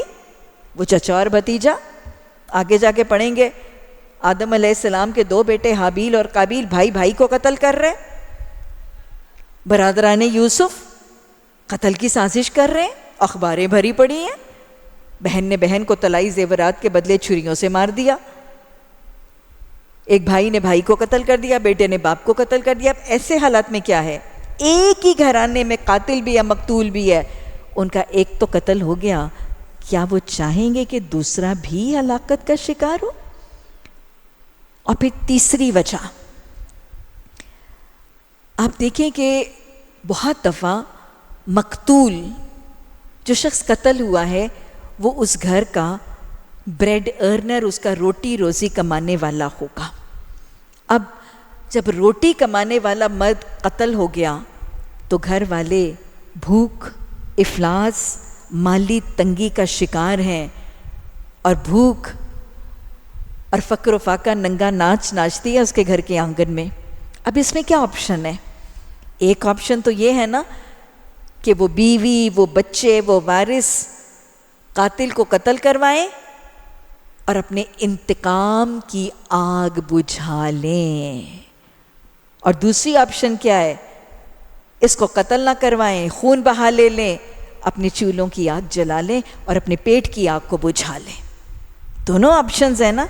اب ان کے لیے یہ مال ان یتیم بچوں، اس بیوہ خاتون کی مالی کفالت اور باقی کی زندگی کے لیے گزران اور ذریعہ آمدنی بن سکتا ہے۔ اپنے انتقام کے شعلوں کو بجھانے کے بجائے اپنے چولہے کی آگ جلا لو، تمہارے پاس دیت اور بلڈ منی کی آپشن موجود ہے۔ تو یہ حکمت ہے، شریعت نے اس کی اجازت دے دی، اور پھر قاتل کو پابند کر دیا کہ اگر مقتول کے وارث تمہیں اپنا دینی بھائی سمجھ کے احسان کر کے تمہیں معاف کرتے ہیں تو پھر تمہیں بھی پابندی ہے کہ پھر تم اپنے خون بہا کو بڑے احسن طریقے سے دو اور زیادتی نہ کرو اور حدود سے تجاوز نہ کرو۔ آیت نمبر 179، قصاص کے احکامات بتانے کے بعد پھر اللہ نے ایک حتمی حکم بتا دیا، وَلَكُمْ فِي الْقِصَاصِ حَيَاةٌ يَا أُولِي الْأَلْبَابِ لَعَلَّكُمْ تَتَّقُونَ۔ اے عقل والو، ہوش اور خرد رکھنے والو، یہ جو قصاص کا حکم ہے نا، اس میں تمہارے لیے زندگی ہے۔ یہ اللہ نے کیوں کہا؟ میں آپ کو بتاؤں کہ شریعت میں جو یہ سزائیں اور جو پنشمنٹس قرآن میں ایڈوائز کی گئی ہیں نا، ان کی کچھ خصوصیات ہیں۔ سب سے پہلے تو یہ سزائیں فوری طور پر دی جاتی، ڈیلے نہیں کیا جاتا، پوسٹ پون نہیں کیا جاتا۔ جیسے آج ہمارے معاشرے میں سزائیں ہوتی ہیں نا، 7 سال قید بامشقت، 14 سال کے، وہ سڑتا رہے، وہ گلتا رہے، اگلی رجیم آئے، وعدہ معاف گواہ بنے، ختم خلاص۔ نہیں، لٹکایا نہیں جاتا، لمبی نہیں کی جاتی، فوری فیصلہ، فوری سزا، ابھی کرو فیصلہ اور ابھی دو سزا۔ دوسری بات، سزائیں بہت سخت ہیں۔ جتنی سزائیں قرآن نے بہت سویئر گناہوں کے لیے دی ہیں نا، ان کی سزائیں بہت سخت، بہت انٹینس ہیں۔ ہاتھ کاٹے جا رہے ہیں،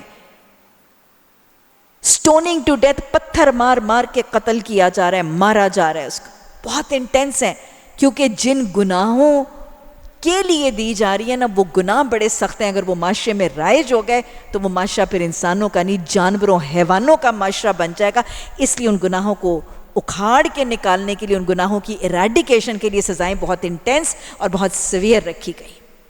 اور تیسری بات، شریعت کی یہ حدود، یہ پنشمنٹس جب کنڈکٹ اور کیری آن ہوتی ہیں تو یہ کسی کال کوٹڑی میں یا اندھیرے میں نہیں ہوتی، کسی پریزن یا جیل کے اندر نہیں ہوتی، پبلک پرسیکیوشن، سارے لوگوں کے سامنے، معاشرے کے سامنے یہ سزا، تاکہ کیا بنے؟ نکالم من اللہ، عبرت، معاشرہ عبرت ناک سزا کو دیکھے اور لوگ رک جائیں، لوگوں کے رونٹے کھڑے ہو جائیں، آگے سے اس گناہ میں ملوث نہ ہو۔ تو یہ جو قرآن میں قصاص کا حکم ہے نا، کہ جان کے بدلے جان اور خون کے بدلے خون، یہ شریعت کے احکامات اور قرآن کی تعلیمات کے مطابق قاتل کو ویسے ہی قتل کیا جاتا ہے جیسے اس نے قتل کیا تھا، اور لوگوں کے سامنے آنکھوں کے کیا جاتا ہے۔ یہ جو طریقہ کار ہے نا قصاص کا، باقی معاشروں میں، آج ہمارے قانون میں بھی یہی طریقہ ہے۔ قاتل کی سزا کیا ہے؟ اس کو ایک کال کوٹڑی میں، اس کو پھانسی کے پھندے میں مار دیا جاتا ہے، کوئی نہیں دیکھتا، اور فوری ڈیتھ، اس کے گلے میں پھندا ڈالا، لٹکایا، خلاص، کام تمام۔ باہر کے ممالک میں یہاں وہ بجلی کی کرسی کے ساتھ باندھ دیتے ہیں، الیکٹریچیوٹ کر دیتے ہیں، یا پھر اس کو شوٹ کر دیتے ہیں، یا پھر پچھلے زمانے میں گردن چاپ کر دیتے تھے، گلوٹین کرتے تھے۔ تو اکثر معاشروں میں ہر دور میں قاتل کے لیے جو قتل کا طریقہ ہے وہ فوری قتل، فوراً کسی طریقے سے اس کو ختم کر دیا، جان نکالی۔ لیکن اسلام میں قاتل نے جیسے قتل کیا تھا، ظلم سے، زیادتی سے، اذیت سے، اس کو ویسے ہی قتل کیا جاتا ہے، اس کا بدلہ دینے کے لیے اور اس کو عبرت بنانے کے لیے۔ اس کی وجہ سے آج اسلام دشمن عناصر قرآن کی حدود کی تنقید کرتے ہوئے نظر آتے ہیں۔ شریعت کی ساری حدود کی تنقید ہے، قصاص کے حکم کی بھی تنقید کرتا ہے وہ ویسٹ، اور وہ کہتے ہیں کہ یہ مسلمز، یہ تو سیڈسٹس ہیں، یہ تو بڑے سخت دل ہیں، یہ تو بے رحم ہیں، ان کا دیکھو، یہ تو اپنے قاتلوں کو بھی تڑپا تڑپا کے مارتے ہیں، سسکا سسکا کے مارتے ہیں، اور سارے لوگوں کے سامنے مارتے ہیں، اور پھر سارا معاشرہ دیکھ کے خوش ہوتا ہے۔ ارے ایسا نہیں ہے، یہ سیڈزم نہیں ہے، یہ ظلم اور زیادتی نہیں ہے کہ اللہ نے یہ سزا دی ہے، یہ اس معاشرے کو ایسی عبرت سکھانا ایک ظالم کے رویے پر کہ اگر ایسے ظلم کرو گے کسی ماں کے لال کے ساتھ تو تمہارے ساتھ بھی ایسا ہوگا، تاکہ معاشرے میں یہ ظلم اور زیادتی کا خاتمہ ہو جائے۔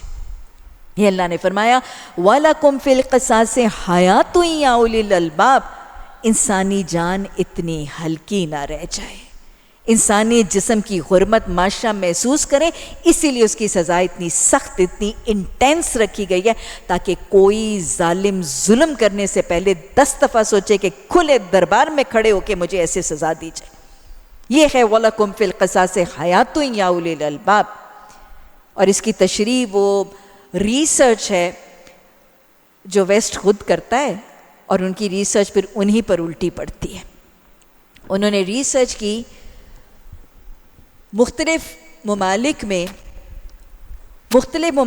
انہوں نے ایک ریسرچ کی، اور انہوں نے سٹیٹسٹکس اور شماریات اکٹھے کیے کہ ان کی ریاستوں میں 1 ملین ڈیتھس میں کتنی ڈیتھس قتل یا مرڈر کی وجہ سے تھی۔ اور فیکٹس اینڈ فگرز کیا نکلے؟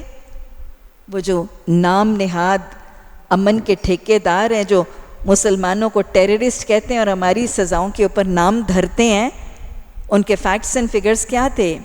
امریکہ میں، یو ایس میں 1 ملین ڈیتھس، 1 ملین وفات میں سے 82,000 اموات قتل کی وجہ سے تھی۔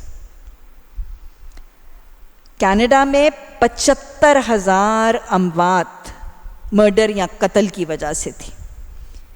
جرمنی میں 42,000 اموات قتل کی وجہ سے، فرانس میں 32,000 اموات قتل کی وجہ سے، سعودی عربیہ میں سعودی حکومت کے بہت گن نہیں گاتی ہوں، نہ ہی ان کے نظام حکومت کی بہت تعریف کروں گی، نہ ہی آج ان کے حالات کی تعریف کروں گی، لیکن جہاں پر یہ حدود رائج ہیں اس کی برکات اور فیوز کو ضرور ہمیں اعتراف کرنا ہوگا۔ سعودی عربیہ میں قرآن کی حدود رائج ہیں صرف اور صرف 32 اموات قتل کی وجہ سے۔ وہ 82,000 کے مقابلے میں وہ امریکہ جو امن کا ٹھیکیدار بن کے سب کی تنقید کرتا ہے نا، اس میں 82,000 اموات ہیں قتل کی وجہ، یہاں پہ 32 ہیں، کیونکہ وہاں پہ قصاص کی حد رائج ہے، قصاص کی حد رائج ہے۔ وَلَكُمْ فِي الْقِصَاصِ حَيَاةٌ يَا أُولِي الْأَلْبَابِ، اس میں تمہارے لیے زندگی ہے، تمہاری زندگیاں اور تمہارے جسم محفوظ ہو جائیں گے۔ اور حقیقتاً میں آپ کو بتاؤں، آپ صلی اللہ علیہ وسلم نے فرمایا نا کہ انصاف سے جاری کردہ ایک حد 40 روز کی مسلسل بارش سے بہتر۔ آج ہمارے معاشرے میں یہ حدود رائج نہیں ہے، قصاص کی حد رائج نہیں ہے، اسی لیے کھلم کھلا ظلم ہوتا ہے، اور پھر وہ ظلم ایک دفعہ نہیں ہوتا، اسی انداز میں قتل دہرائے جاتے ہیں۔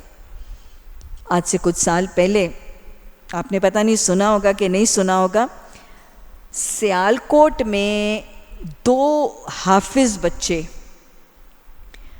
بستی کے اندر ایک بدگمانی پیدا ہوئی ان کے خلاف، اور ایک کثیر تعداد گروہ کے لوگوں نے ان حافظ بچوں کو شہر کی سڑک کے اوپر لاٹھیاں مار مار کے ان 2 حافظ نوجوان بھائیوں کو شہید کر دیا۔ وہ روتے رہے، وہ بلکتے رہے، اور ان کو لاٹھیاں مار کے انہوں نے سڑک کے اوپر انہوں نے 2 شہید بچے، حافظ بچوں کو شہید کیا۔ مجھے یاد ہے میرے میاں صاحب خود بھی گئے اور انہیں تعزیت کی، اور وہاں پہ ان کے بچوں کے دادا جو بہت ضعیف تھے وہ رو رہے تھے، اور وہ کہہ رہے تھے کہ میں نے اپنے پوتوں کو نا اپنے ہاتھوں سے خود غسلایا تھا، اور وہ بتا رہے تھے کہ وہ کہہ رہے تھے کہ ان کے جسم میں نا کوئی ہڈی ثابت نہیں بچی ہوئی تھی۔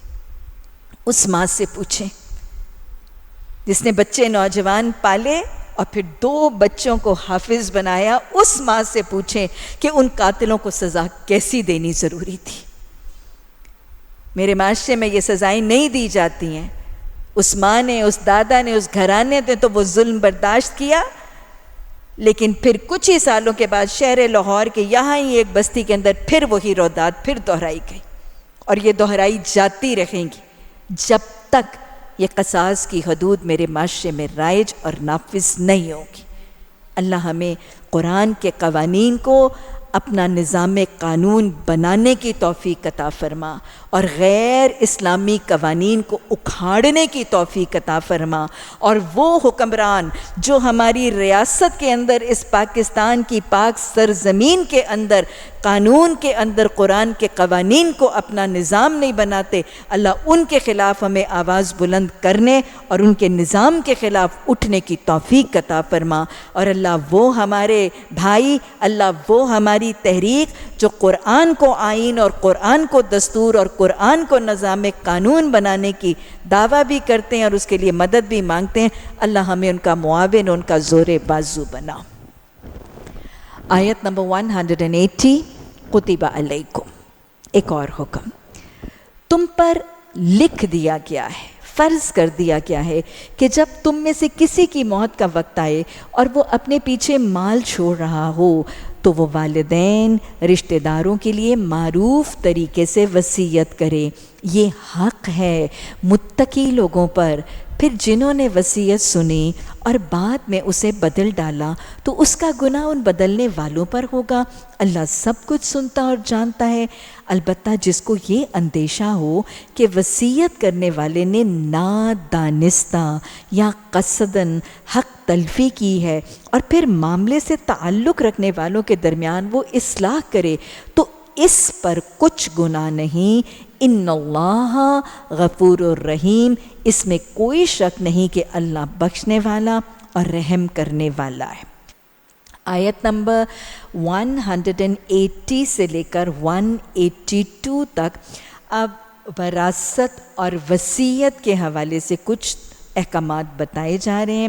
آیت نمبر 180 میں اللہ فرما رہا ہے کہ اگر کسی کی موت کا وقت آئے اور وہ مال چھوڑ رہا ہو تو وہ معروف طریقے سے رشتہ داروں اور اپنے قرابت داروں اور والدین کے حق میں وصیت کرے۔ اکثر مفسرین قرآن کے نزدیک سورہ بقرہ کی آیت نمبر 180 اب سورہ نساء کے وراثت کے احکامات پر مبنی آیات کے نزول کے بعد منسوخ ہے۔ اللہ سبحانہ تعالیٰ نے والدین اور قرابت داروں کے حقوق بیان کر دیے ہیں، ان کے ترکے اور فریکشن سورہ نساء میں وضاحت سے بیان کر دیے گئے، لہٰذا ان کے حق میں، والدین کے حق میں وصیت کا تصور موجود نہیں ہے۔ اللہ نے والدین کا ترکہ، ماں کا حصہ، باپ کا حصہ، اولاد کی موجودگی میں، غیر موجودگی میں، سب بیان، بیوی کے حصے، بچوں کے حصے، بیٹے بیٹیوں کے حصے، کیٹیگوریکلی سب کچھ بیان کر دیا گیا، کلالہ کے تصورات بھی بیان کر دیے گئے. تو لہٰذا اب ان وارثوں کے حق میں وصیت کا تصور موجود نہیں ہے.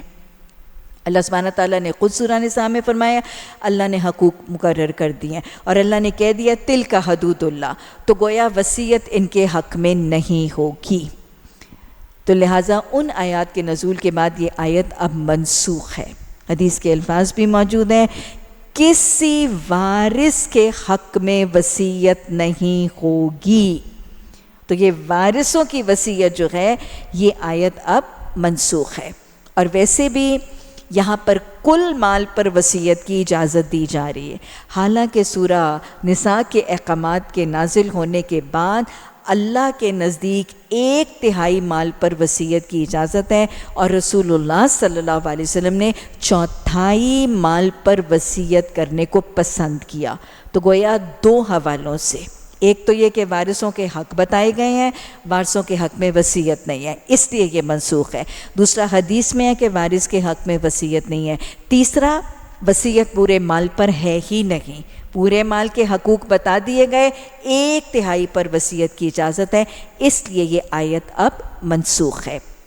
البتہ وصیت 1/3 مال پر اجازت ہے، اس کی لچک ہے. وصیت کو شریعت کے احکامات کے مطابق کیا جائے گا، اس کو بدلنے کا گناہ بتایا جا رہا ہے. لیکن ساتھ ہی آیت نمبر 182 میں ایک اور تصور بھی سمجھایا جا رہا ہے کہ اگر فوت ہونے والا وفات سے پہلے کسی ایسی بات کی وصیت کر جائے جو وراثت کی حدود سے تجاوز ہے، وراثت کے احکامات کی نافرمانی ہے، سرکشی ہے اللہ کے لاز آف انہیریٹنس کی، اور ان کو کوئی بدل دے، ایسی ضرر رساں وصیت کو اگر کوئی بدلتا ہے تو اس پر گناہ نہیں ہے. ضرر رساں وصیت کیسی ہو سکتی ہے؟ ایک باپ فوت ہونے سے پہلے بیٹوں کو کہہ دے بیٹیوں کو میں نے جہیز دے دیا تھا، بہنیں آئیں ان کو کچھ نہ دینا، ماں کو بھی نہ دینا، بہنوں کو بھی نہ دینا، عورتوں کو حصہ نہ دینا. یہ کیا ہے؟ یہ شریعت کے احکامات کی نفی ہے، یہ اللہ کے حدود سے کھلم کھلا تجاوز ہے. ایسی ضرر رساں اور سرکشی پر مبنی وصیت کو اگر وارث بدلتے ہیں، اس کو حدود اللہ کی مطابقت میں لاتے ہیں، تو یہ پسندیدہ بھی ہے، یہ تاکید بھی ہے، اور ایسے بدلنے والوں کے لیے رب غفور الرحیم بھی ہے. اور یہ بدلنا ضروری بھی ہے. کیوں؟ کیونکہ اس سے اس میت نے اگر کوئی غلط بات کی وصیت کی تھی، اس کی وصیت کو چھوڑ کر صحیح کام کیا جائے گا تو اس پر بھی مواخذہ اور اس کے گناہ کا کفارہ بھی ہوگا. کیونکہ ایک حدیث کا مفہوم ہے کہ ایک انسان ساری زندگی جنتیوں کے کام کرتا ہے، ساری زندگی جنتیوں کے کام کرتا ہے، اور اپنا خاتمہ وراثت کے احکامات کی نفی کی شکل میں اپنا خاتمہ جہنمیوں کے عمل پر کر دیتا ہے.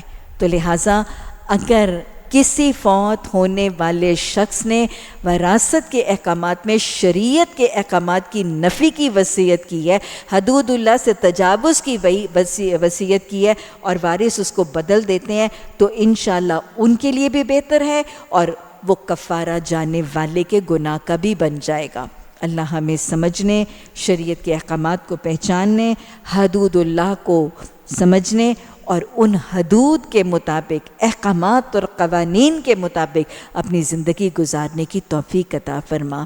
اللہ حق کو حق سمجھنے اور حق کو اپنانا آسان بنا دے، باطل کو باطل سمجھ کر پہچاننے اور باطل سے رکنا آسان اور ممکن بنا دے.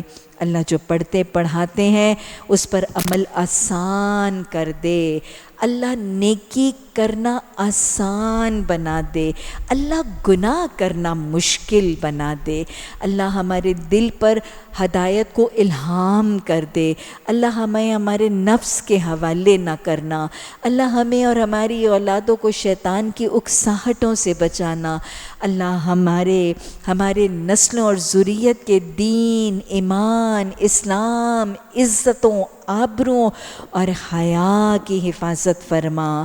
اللہ ہمیں بھی حفاظت کے طریقے سکھا۔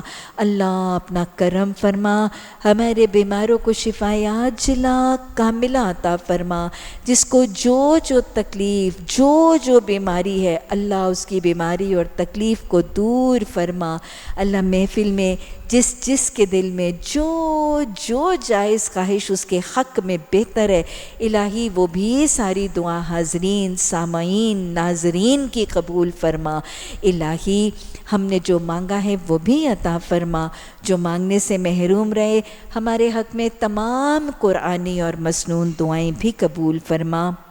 ربنا لا تزغ قلوبنا بعد إذ هديتنا وهب لنا من لدنك رحمة إنك أنت الوهاب۔ سبحانك اللهم وبحمدك نشهد أن لا إله إلا أنت نستغفرك ونتوب إليك۔ سبحان ربك رب العزة عما يصفون وسلام على المرسلين والحمد لله رب العالمين۔ آمین ثم آمین۔